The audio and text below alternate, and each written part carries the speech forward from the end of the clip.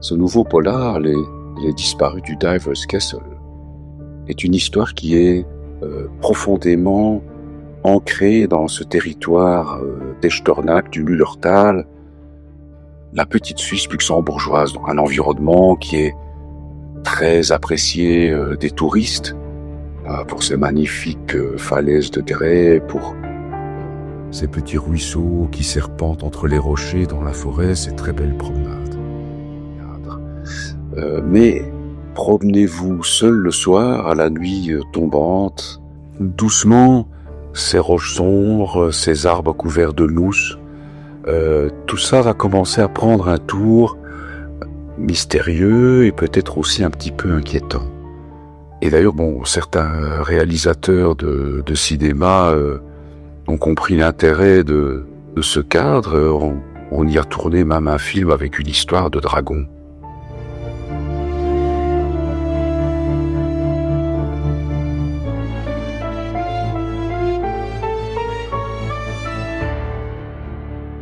Dans Les disparus du Diver's Castle, ce n'est pas un dragon qui rôde dans la forêt, mais un mystérieux prédateur. Et plusieurs touristes, à quelques semaines d'intervalle, ont purement et simplement disparu. Quand João da Costa reprend cette enquête, il comprend assez vite que les choses ne sont peut-être pas aussi simples que celles qu'on lui avait présentées. Les anciens se rappellent de disparitions mystérieuses qui ont eu lieu parfois des années plus tôt.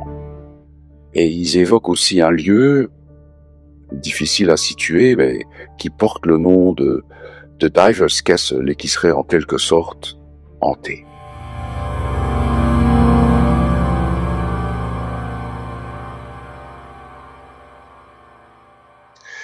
Alors João da Costa revient ici pour sa quatrième enquête.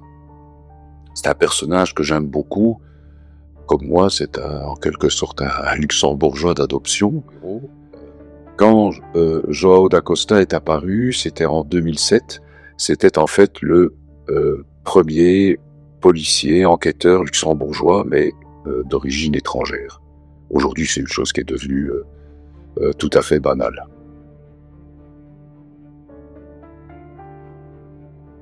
Je donne donc rendez-vous aux lecteurs dans les pages des disparus du Diver's Castle.